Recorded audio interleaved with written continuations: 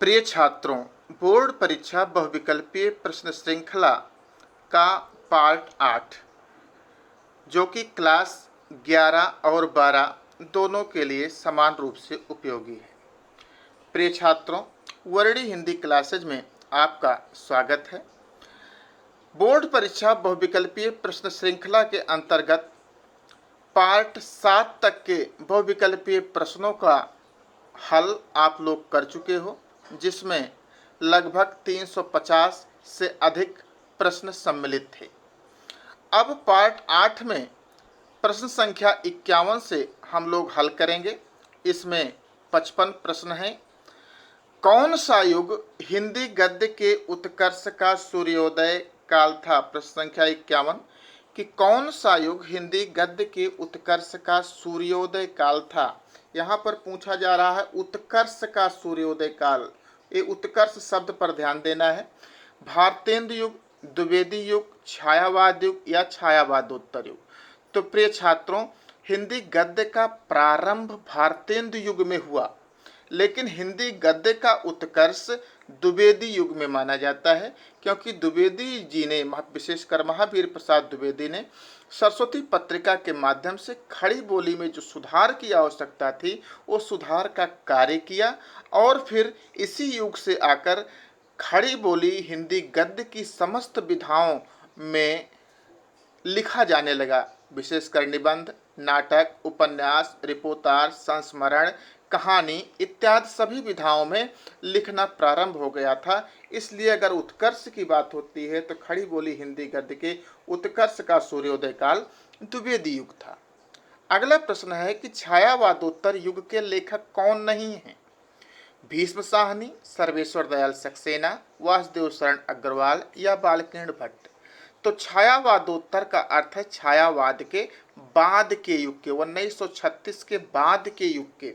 तो इसमें भीष्म साहनी, सर्वेश्वर दयाल सक्सेना और वासुदेव शरण अग्रवाल तीनों छायावाद के बाद के युग के लेखक हैं, जबकि बालकृष्ण भट्ट हिंदी साहित्य में भारतेंदु युग के लेखक हैं, अर्थात छायावाद युग के पहले के लेखक हैं। ये छायावादोत्तर युग के लेखक नहीं हैं। तो ऑप्शन घ इसमें सही है।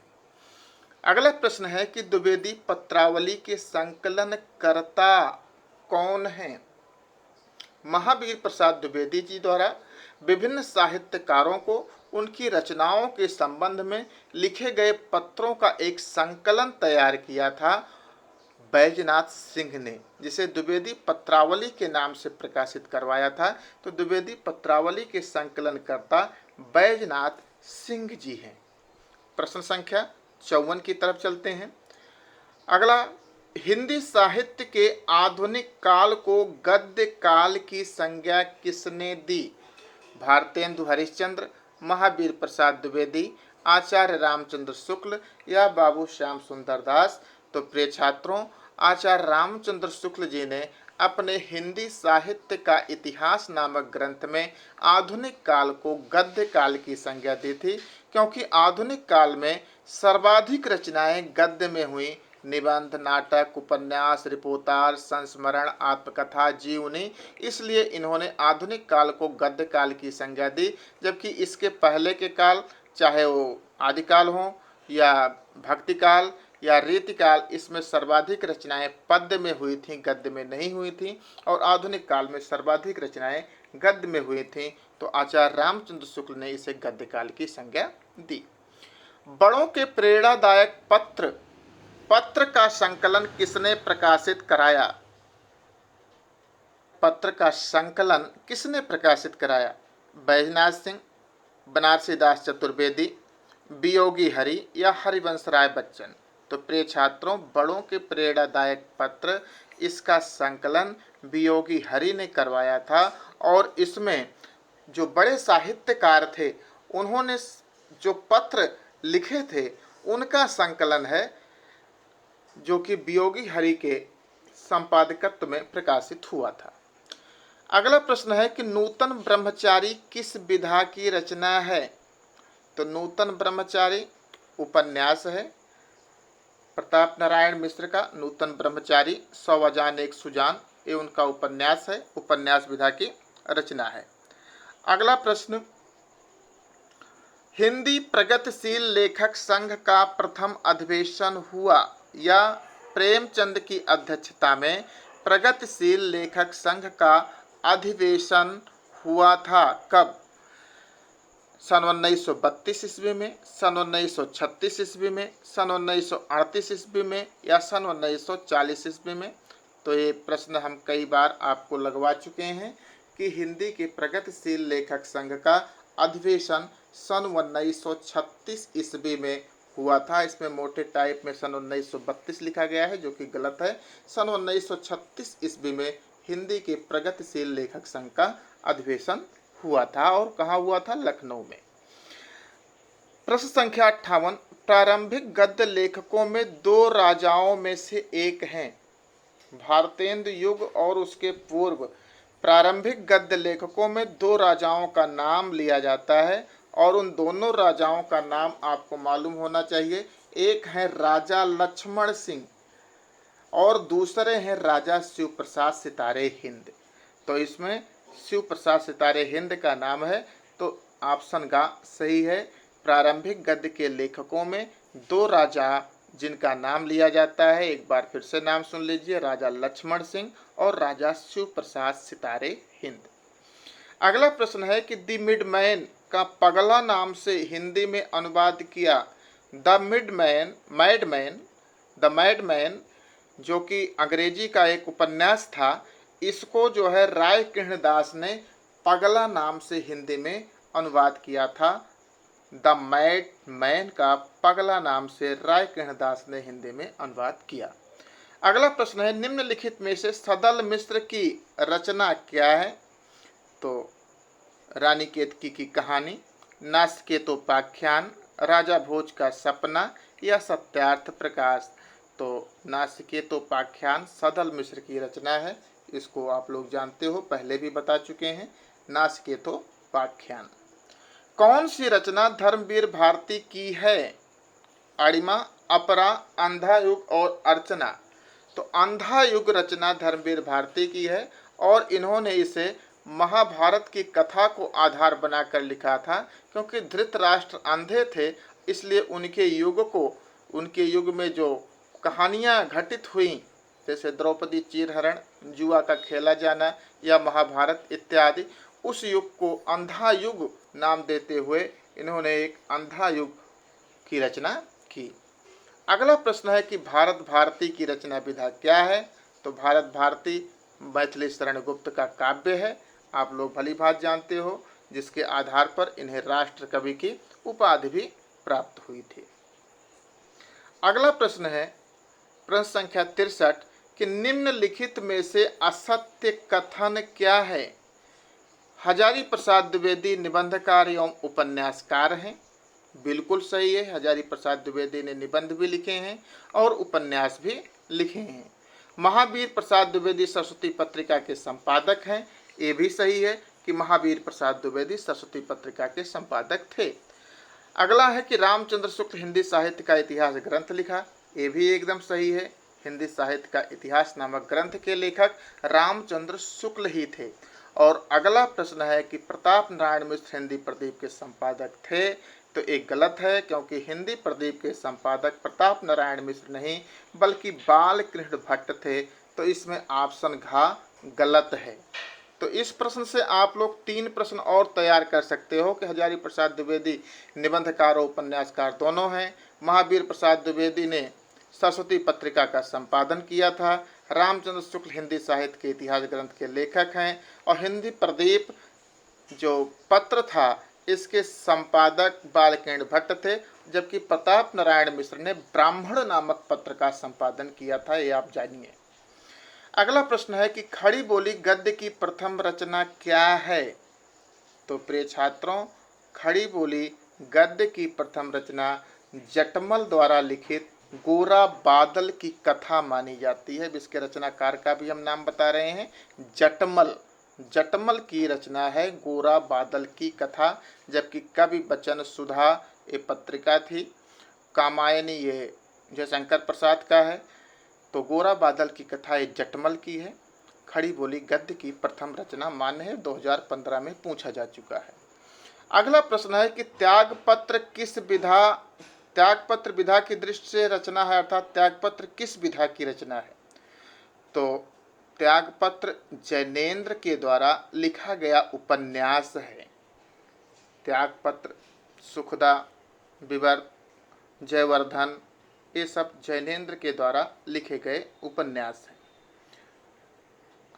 प्रश्न संख्या 66, चार रचना के संपादक हैं बाल मुकुंद गुप्त, मुनि जिन विजय, किशोरी लाल गोस्वामी या नाभादास? तो प्रिय छात्रों, अतिचार रचना के संपादक मुनि जिन विजय को माना जाता है। अगला प्रश्न है, श्रृंगार रस मंडन के रचनाकार हैं नाभादास, चतुर्भुज दास, विट्ठलनाथ या ज्योतिरीश्वर ठाकुर? तो विट्ठलनाथ जो कि वल्लभाचार्य जी के पुत्र थे, इन्होंने बहुत ही प्रसिद्ध ग्रंथ की रचना की थी, श्रृंगार रस मंडन।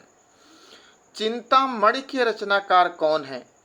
प्रेमचंद, श्याम सुंदर दास, आचार्य रामचंद्र शुक्ल या गुलाब राय? तो प्रिय छात्रों, इस प्रश्न को एक बार आप फिर से समझिए। चिंतामणि आचार्य रामचंद्र शुक्ल का एक निबंध संग्रह है जो कि 2 भागों में प्रकाशित हुआ था।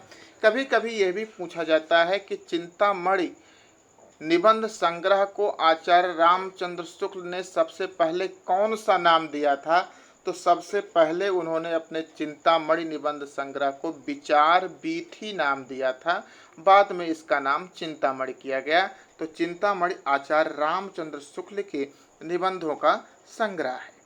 अगले प्रश्न की तरफ चलते हैं। प्रश्न संख्या 69, सरस्वती पत्रिका है अर्थात किस युग की है, ये पूछी जा रही है। तो आप लोग अच्छे तरीके से जानते हो, महावीर प्रसाद द्विवेदी जी द्वारा प्रकाशित यह पत्रिका द्विवेदी युग की है। चंद्रकांता संतत्य रचना किस युग की है? सबसे पहले तो ये जानिए कि चंद्रकांता संतत्य रचना किसकी है? देवकी नंदन खत्री की है। चंद्रकांता संतति ये उपन्यास था और इस श्रृंखला के कई उपन्यास उन्होंने प्रकाशित किए थे और ये द्विवेदी युग का अयारी प्रधान उपन्यास था। अगला प्रश्न है कि कालिदास की निरंकुशता के रचनाकार हैं। तो कालिदास की निरंकुशता, महावीर प्रसाद द्विवेदी ने कालिदास की निरंकुशता के ऊपर एक निबंध लिखा था। तो महावीर प्रसाद द्विवेदी कालिदास की निरंकुशता नामक निबंध, लंबा निबंध था, इसके रचनाकार हैं। अगला प्रश्न, प्रश्न संख्या 72, 72 हट गया है, 73 है। हिंदी साहित्य का इतिहास के लेखक कौन है? ये भी हम बता चुके हैं कि आचार्य रामचंद्र शुक्ल ने हिंदी साहित्य का इतिहास नाम से एक ग्रंथ लिखा जिसमें हिंदी साहित्य के इतिहास को बहुत ही बारीकी से बताया और समझाया है। अगला प्रश्न इम्पॉर्टेंट है, गद्य विधा की संख्या कितनी है? 3, 7, 11 या 15? तो विद्यार्थियों, गद्य की मुख्य रूप से 3 विधाएं होती हैं, निबंध, नाटक और उपन्यास। निबंध में जितने प्रकार के लेख होते हैं वो निबंध के अंतर आते हैं। नाटक चाहे एकांकी हो या बड़ा नाटक हो तो नाटक के अंतर्गत आते हैं और उसके बाद उपन्यास या कहानियों के अंतर्गत सभी आ जाते हैं। तो गद्य की 3 मुख्य विधाएं हैं, निबंध, नाटक और उपन्यास। अगला है कि नूतन ब्रह्मचारी के रचनाकार कौन है? तो नूतन ब्रह्मचारी बालकृष्ण भट्ट की रचना है। अगला प्रश्न, 11 वर्ष का समय के रचनाकार हैं। 11 वर्ष का समय एक कहानी है और इसके हिंदी साहित्य की प्रारंभिक कहानियों में इसकी गणना की जाती है। हिंदी खड़ी बोली की प्रारंभिक कहानियों में इसकी गणना की जाती है और इसके कहानीकार या लेखक रामचंद्र शुक्ल जी हैं। गोरा बादल की कथा, देखो हमने बताया था पहले कि प्रारंभिक हिंदी गद्य के सबसे पहला हिंदी गद्य का कौन सा लेख है? तो गोरा बादल की कथा, और इसका हमने बताया था इसके लेखक कौन है? जटमल। मुद्रा राक्षस के लेखक कौन हैं? मुद्रा राक्षस एक नाटक विधा की रचना है और इस मुद्रा राक्षस नाटक विधा की रचना को भारतेंदु हरिश्चंद्र ने लिखा था। प्रश्न ये 2016 में पूछा जा चुका है। अगला प्रश्न है कि रसज्ञ रंजन कृति के लेखक कौन हैं? हजारी प्रसाद द्विवेदी, महावीर प्रसाद द्विवेदी, भारतेंदु हरिश्चंद्र या राहुल साकृत्यायन।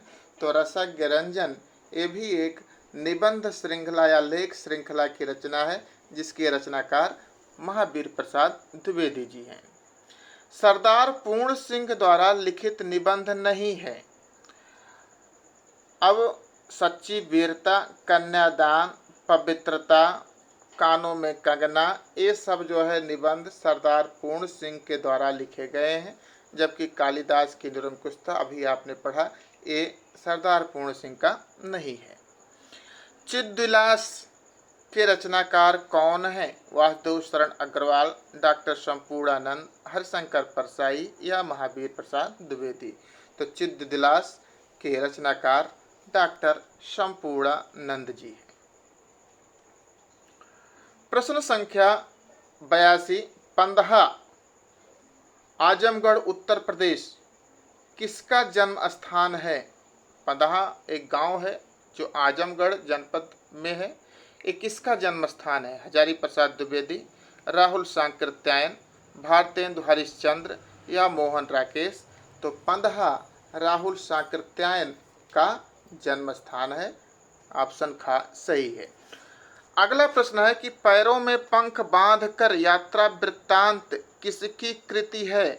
ये यात्रा वृत्तांत पैरों में पंख बांधकर राम वृक्ष बेनीपुरी की कृति है, ना कि संपूर्णानंद, मोहन राकेश से वासुदेव शरण अग्रवाल की। ये पैरों में पंख बांधकर राम वृक्ष बेनीपुरी का यात्रा वृत्तांत है। अगला प्रश्न है कि आधुनिक काल के प्रारंभिक डायरी लेखक कौन है? घनश्याम दास बिड़ला, त्रिलोचन, शमशेर बहादुर सिंह या बच्चन। तो आधुनिक काल के प्रारंभिक डायरी लेखकों में घनश्याम दास बिड़ला का नाम लिया जाता है। प्रश्न 2016 में पूछा भी जा चुका है। भारत दुर्दशा के रचनाकार क्या है? पूछा जा सकता है कि भारत दुर्दशा की रचना विधा क्या है? तो भारत दुर्दशा के रचनाकार जो कि नाटक है, इसके रचनाकार भारतेंदु हरिश्चंद्र जी हैं। वर्णनत्राकर के रचनाकार कौन है? तो आदिकाल में हम बता चुके हैं, ज्योतिरीश्वर ठाकुर की वर्ण रत्नाकर नामक रचना है। सरदार पूर्ण सिंह किस युग के लेखक थे? सरदार पूर्ण सिंह द्विवेदी युग के प्रसिद्ध निबंधकार थे। डॉक्टर हजारी प्रसाद द्विवेदी की रचना कौन सी है? चिंतामणि, पंच परमेश्वर, कुटज या चंद्रकांता। तो चिंतामणि किसकी रचना है? जिसका विचार वीथी के नाम से पहले विचार वीथी नाम था, पुनः चिंतामणि नाम रखा गया। ये रामचंद्र शुक्ल की रचना है। पंच परमेश्वर ये प्रेमचंद की कहानी है। कुटज हजारी प्रसाद द्विवेदी का निबंध है और चंद्रकांता देवकी नंदन खत्री का उपन्यास है। वासुदेव शरण अग्रवाल की रचना कौन सी है? अंतराल, त्रिशंक, तट की खोज या वाग्धारा। तो वासुदेव शरण अग्रवाल की रचना इसमें वाग्धारा है। संस्मरण विधा की रचना कौन है? दीप जले शंख बजे, बाजे पायलिया के घुंघरू, अरे आयावर रहेगा याद या तब की बात और थी। तो संस्मरण विधा की इसमें रचना है दीप जले शंख बजे। प्रश्न संख्या 91, आलोचनात्मक कृति कालिदास की लालित्य योजना के लेखक कौन है? हरिशंकर परसाई, मोहन राकेश, हजारी प्रसाद द्विवेदी या महावीर प्रसाद द्विवेदी। कालिदास की लालित्य योजना ये आलोचनात्मक कृति है और इसके लेखक डॉक्टर हजारी प्रसाद द्विवेदी जी हैं। वारिस कहानी संग्रह किसका है? एक कहानी संग्रह है वारिस। इस कहानी संग्रह के लेखक कौन हैं? कन्हैयालाल मिश्र प्रभाकर, प्रोफेसर जी सुंदर रेड्डी, मोहन राकेश या गे। तो वारिस कहानी संग्रह मोहन राकेश की है। हरिशंकर परसाई की रचना कौन सी है? कल्प वृक्ष, धरती के फूल, तब की बात और थी या मेरे विचार। तो हरिशंकर परसाई की रचना इसमें तब की बात और थी। इनका निबंध संग्रह है, तब की बात और थी। अगला प्रश्न, प्रश्न संख्या 94। डॉक्टर हजारी प्रसाद द्विवेदी द्वारा लिखे गए निम्न ग्रंथों में से हिंदी साहित्य के इतिहास से संबंधित कौन सा ग्रंथ नहीं है। अब आप लोग इसको उल्टा पढ़िए कि डॉक्टर हजारी प्रसाद द्विवेदी द्वारा लिखे गए निम्न ग्रंथों में से हिंदी साहित्य के इतिहास से संबंधित कौन सा ग्रंथ है। तो आप ऐसा भी इसमें प्रश्न तैयार कर सकते हो कि हजारी प्रसाद द्विवेदी ने हिंदी साहित्य की भूमिका लिखी थी, जो हिंदी साहित्य के इतिहास संबंधी ग्रंथ है। इन्होंने हिंदी साहित्य का आदिकाल भी लिखा था, ये भी हिंदी साहित्य के इतिहास का ग्रंथ है। इन्होंने हिंदी साहित्य नामक ग्रंथ लिखा था, जो कि हिंदी साहित्य के इतिहास से संबंधित ग्रंथ है। जबकि चारुचंद्रलेख ये भी हजारी प्रसाद द्विवेदी की ही रचना है, लेकिन यह एक उपन्यास है, ना कि इतिहास ग्रंथ है। इसलिए चारुचंद्रलेख इसमें ऑप्शन सही है, जो कि चारुचंद्रलेख हजारी प्रसाद द्विवेदी का उपन्यास है। भूले बिसरे चेहरे रेखा चित्र संस्मरण रेखा चित्र विधा की रचना है। इसके रचयिता कौन है? कन्हैयालाल मिश्र प्रभाकर, अमृत राय, महावीर प्रसाद द्विवेदी या राजेंद्र यादव। तो भूले बिसरे चेहरे ये कन्हैयालाल मिश्र प्रभाकर, जो कि एक प्रसिद्ध रेखा चित्रकार हैं, इनकी रेखा चित्र विधा की रचना है। बाण भट्ट की आत्मकथा के लेखक कौन हैं?